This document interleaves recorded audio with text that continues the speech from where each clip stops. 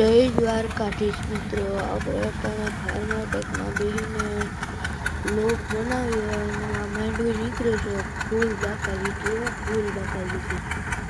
બાકી મજા આવી છે. એક નંબર લઈ લો. આપણે અત્યારે એક વગાડીએ અને રાઉન્ડ થઈ ગયો ને આપણે અત્યારે દાંડિયા પગ રાખીને બેઠા છીએ અને માંડવી બહાર નીકળે છે. ફૂલ બાકાવી છે. સારી મોસમ હોય છે તો સારું નીકળે.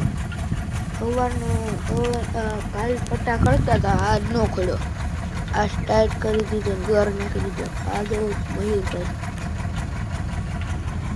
બેઠા છે ને